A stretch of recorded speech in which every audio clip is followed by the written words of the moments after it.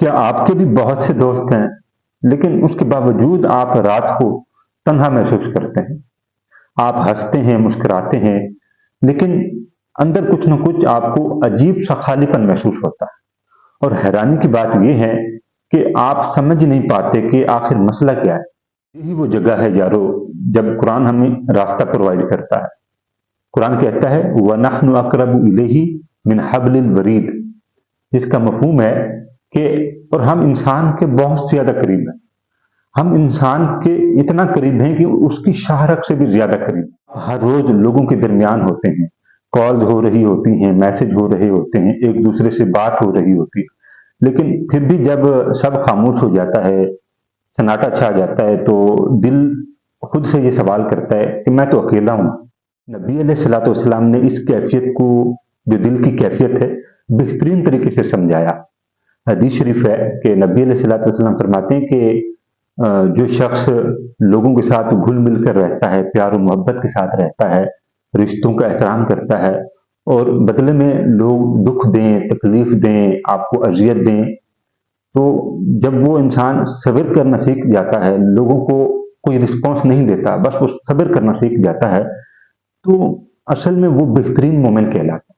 اور یہ حدیث شریف ہمیں بتاتی ہے کہ جب آپ کو دنیا کے لوگ تکلیف دیتے ہیں، دکھ دیتے ہیں، اور آپ خاموشی اختیار کر لیتے ہیں، تو آپ سب سے بڑے مومن ہیں۔ عام سا لمحہ ہوتا ہے جب سب دوست آن لائن ہوتے ہیں، گروپ چیٹ ایکٹیو ہو جاتا ہے، اور ایک دوسرے کو میسج، گپ شپ، بات چیت ہو رہی ہوتی ہے، لیکن آپ پھر بھی کچھ نہ کچھ محسوس نہیں کر پاتے۔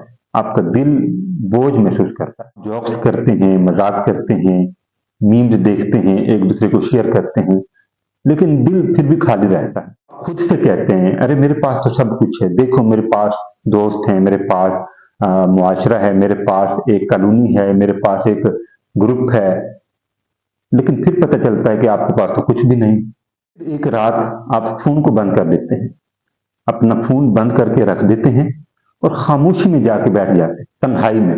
پھر آپ کو احساس ہوتا ہے کہ مسئلہ تو لوگوں کا نہیں تھا، مسئلہ تو میرے اندر کا تھا۔ کم نہیں ہوتے میرے خیال میں، یہ میرا اپنا وہ اوپینین ہے کہ دوست کم نہیں ہوتے، لیکن اس سے آپ کی اندرونی دنیا ضرور بدلنے لگتی ہے۔ آپ کے اندر چینج آتا ہے کہ ہاں واقعی میں دنیا تو مطلب کے لیے ہے، کی کمی نہیں ہوتی، مخلص لوگ ہوتے ہیں دنیا میں، لیکن ہم مخلص لوگوں کو ڈھونڈ نہیں پاتے، ہم کنیکشن نہیں کر پاتے کہ مخلص ہے کون۔ وہ شخص جو ہزاروں لوگوں میں گھرا ہوتا ہے، دوستوں میں، یاروں میں، معاشرے میں، پھر آخرکار وہ خود سے ملاقات کرتا ہے، پھر اسے احساس ہوتا ہے کہ دنیا تو مطلب کے علاوہ کچھ بھی نہیں۔ حقیقی مخلص انسان صرف خود کا ہوتا ہے۔ نوجوان سراؤنڈڈ تو ہے، یہ میں مانتا ہوں، لیکن احساس ختم ہو گیا۔ آج کا نوجوان سراؤنڈڈ ہے بٹ کنیکٹڈ نہیں ہے۔ لوگوں سے کنیکشن کے معاملے میں آج کا نوجوان بہت ویک ہے، اور میں یہ کہتا ہوں کہ لوگوں میں احساس ختم ہو چکا ہے۔ لوگ صرف اپنے فائدے کے لیے سوچتے ہیں، اور یہ حقیقت ہے۔ حدیث شریف ہے، نبی علیہ الصلوۃ والسلام فرماتے ہیں کہ مومن مومن کے لیے ایک دیوار کی طرح ہے۔ جس طرح ایک دیوار دوسری دیوار کو سہارا دیتی ہے، مضبوط کرتی ہے، اسی طرح ایک مومن دوسرے مومن کے لیے ایک مضبوط دیوار کی طرح۔ اصل تنہائی یہ نہیں کہ آپ اکیلے ہیں، آپ تنہا ہیں، بلکہ اصل تنہائی تو یہ ہے کہ آپ اللہ سے دور ہیں، اپنے رب سے دور ہیں۔ سوچیں، نبی علیہ الصلوۃ والسلام غار میں اکیلے تھے، لیکن وہ کبھی بھی لونلی نہیں تھے۔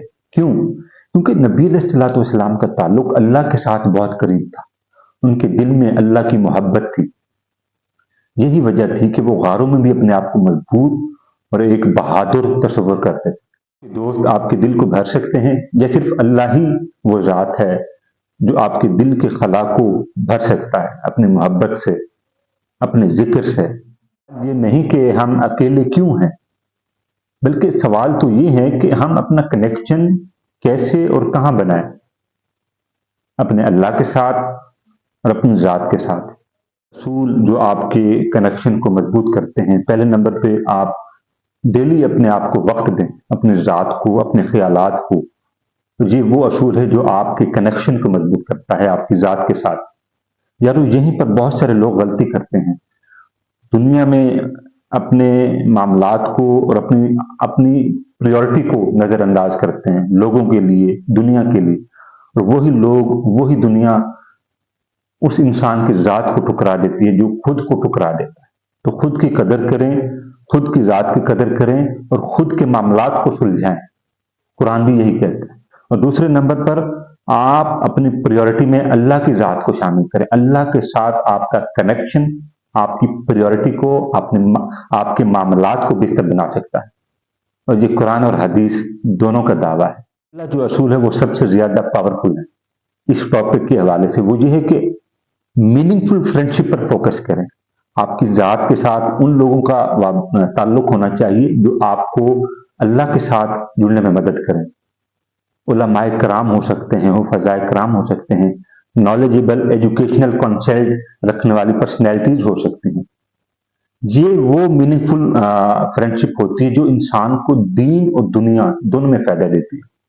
اور یہ معاملات جب انسان اپنے خیالات کو سامنے رکھتے ہوئے ان اصولوں پر عمل کرتا ہے تو پھر انسان، میرا نوجوان جو مجھے ابھی دیکھ رہا ہے، یہ بات اپنی دل کی تختی پر لکھ لیں کہ جب آپ اپنی پریورٹی کو، اپنے معاملات کو دیکھنا شروع کرتے ہیں تو پھر دنیا آپ کو دیکھنا شروع کر دیتی ہے۔ جوان تھا جو ہر وقت دوسروں کے ساتھ بات چیت میں، دوسروں کی محفل میں جانا، دوسروں کے لیے میسر رہنا، دوسروں کے لیے اویلیبل رہنا، اپنی ذات کو نظر انداز کر کے دوسروں کے لیے حاضر رہنا، یہ وہ لڑکا تھا، وہ انسان تھا جو اپنی ذات کو بھول چکا تھا، اپنے معاملات کو بھول چکا تھا۔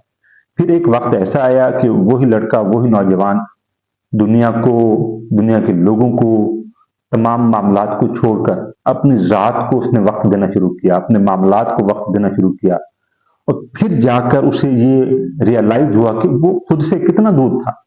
وہ تو دوسروں کو وقت دیتا رہا، دوسروں کو اہمیت دیتا رہا، پھر جا کر اس انسان کو، اس نوجوان کو یہ احساس ہوا کہ میں نے اپنا قیمتی وقت دنیا پر، دنیا کے لوگوں پر برباد کر دیا۔